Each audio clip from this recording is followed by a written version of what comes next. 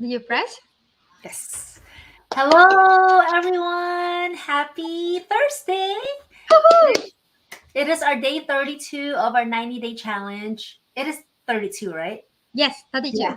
We haven't we haven't been in the same like video together, so it's very exciting to just do it together. So PB, introduce yourself.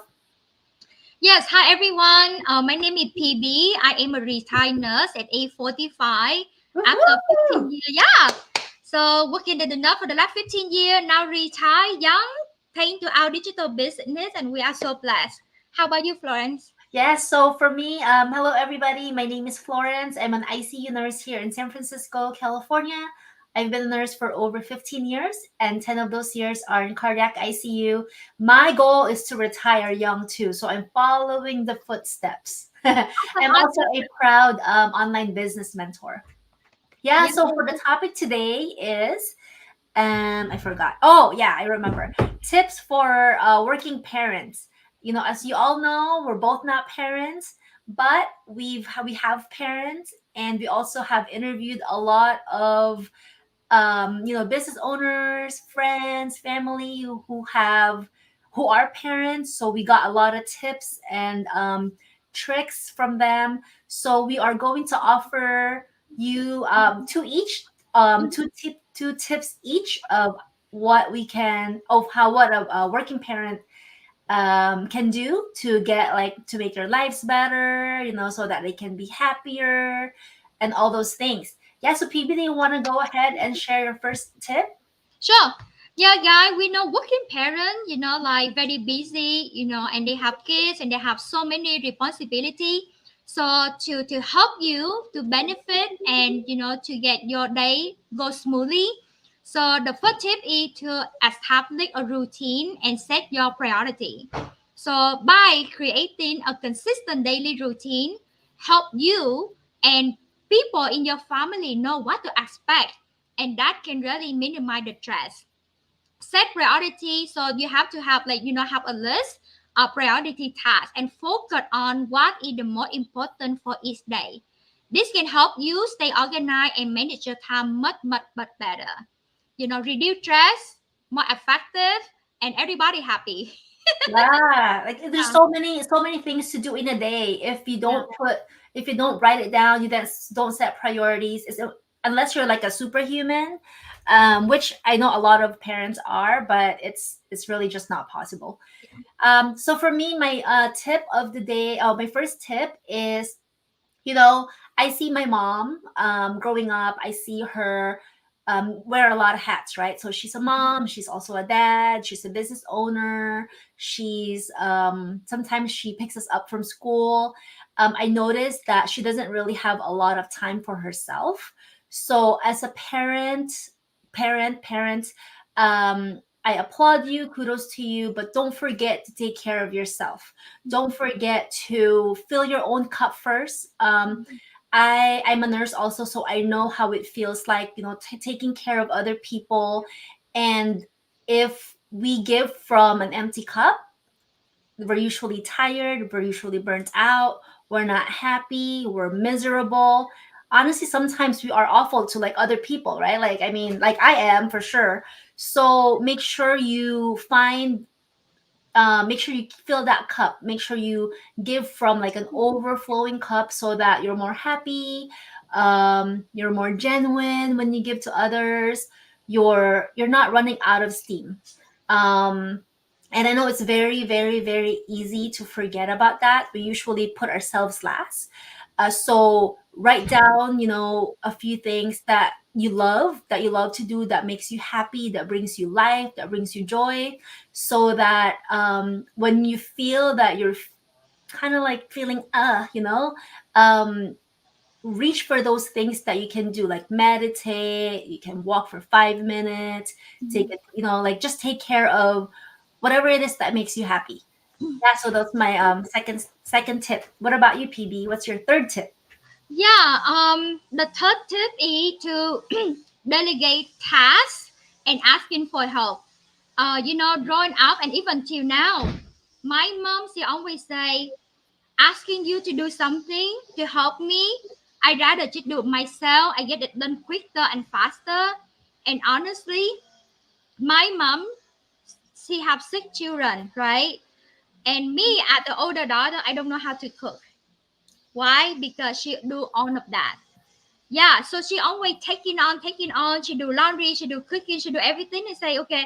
And then when you do so much, you will be burned out. You'll be tired, and then you have emotional, like you become like not happy. And then in the family, then when you're not happy, things will be slowing down, and the dynamic of the family not happy because you can hear yelling and stuff, right? Yeah. And you need to learn how to delegate your tasks, to your family member, to your husband, to your older children, so that they can learn value, skill set in life as well. So people say, "Pb, you Vietnamese, do you know how to cook for us?" No. Do you know how to cook this? No, I don't know how to. You know how to eat.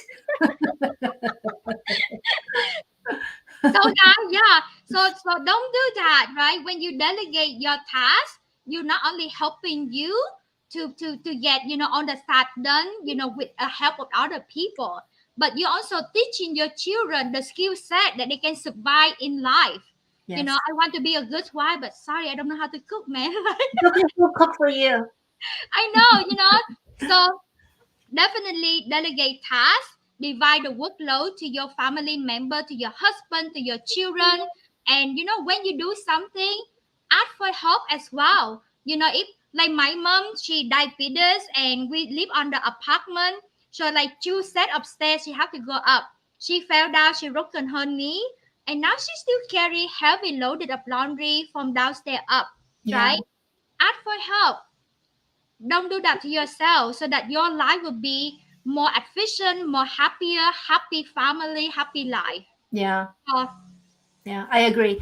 And also, because you want to teach your kids how to do the things, right? Because what happens when like, God forbid, when you get sick, you mhm, want to set them up for success too. So it's also a way of helping them, nurture them and help them grow as a person. So for me, my last tip, for parents, for working parents, burned out parents, is set boundaries. I know it's very easy not to set boundaries, especially when it comes to family. I have a hard time, because growing up, I've been my family knows who I am, right? So this boundary thing, there's no such thing when I was growing up. What is it like as an Asian? I don't know anything about boundaries, so I learned that it's okay to set boundaries. It's mhm, okay to say no. Like when there's a lot of birthdays, there's a lot of gathering, there's a lot of things to do. Sometimes we want to please other people. We want mhm, to make everyone happy, but deep inside, we don't even know how to make all those things work, right? So I noticed for me, when I learned about the boundary, like the concept of boundary, I was like, what? I felt so bad. I felt mhm, guilty saying no, mhm, because in my mind, I feel that I'm being selfish. I'm so mean. Like, what happened to me? Am I not, like, who am I, right? mhm, But in the long run, saying no actually helps us, be more present with our family. At least when we say yes to them, we want to be there. We mhm, want to, it's quality more than like we mhm, feel that we are obliged to do things, right? So saying no is okay. It's not a problem. I know sometimes people want to hear, but we want to have permission that it's okay to say no. I'm telling you, it's okay to say no. I'm telling myself that too, like as I'm saying mhm. it. So, Florence, it's okay to say no. Because I know it's very easy. Well, I have like a people pleasing, personality, so Mhm. it's very easy for me to go back to old ways. So I just have to keep reminding myself it's okay to say no. It's okay to say no, and then eventually it's just a muscle, right? That because if we're not used to doing that, you just have to keep reminding myself that it's okay to say it, and eventually we're gonna get used to it. So I think now I'm better at saying no. I'm sure I'm still a work in progress. There's still times when I say yes, even though if I don't want to. But I know it's like I hopefully I have many many years left that I can work on it. Yeah. So those are our tips. Hopefully they work. Hopefully you find them helpful. Try them. See if it works for you. And we would love to hear what what happens when you say these things, right? Like when you set priorities, when you say no, when you ask for help, when you take care of yourself. Thank you so much, everyone, for watching. PB, do you want to acknowledge our viewers? Yeah, thank you so much everyone for watching us. This is Florence watching White on Break in Calgary, Canada. Oh my god, that's Thank amazing. you. Thank you so much. And this is Situ. Hello to beautiful lady. Thank you, thank you. And Sid Vanessa, thank you for the awesome tip, guys. Love it. I'm watching from Washington. Hooray, hooray. Thank you. And this is Baba from New York City. Appreciate everybody. Yeah, Yeah, thank you, honestly, guys. honestly, I need to practice say no too. So that's really good tip. Yeah. Thank you so much, Yeah, so thank guys. you everyone for watching. We're not sure if we're gonna be together again tomorrow. I think this is like a once in a now it's becoming like a once in a lifetime thing because we haven't done interviews in a long time. But we will be back tomorrow, regardless if we're together or alone. All Yeah. right, Thank you, everybody. everybody. Bye for now. Bye.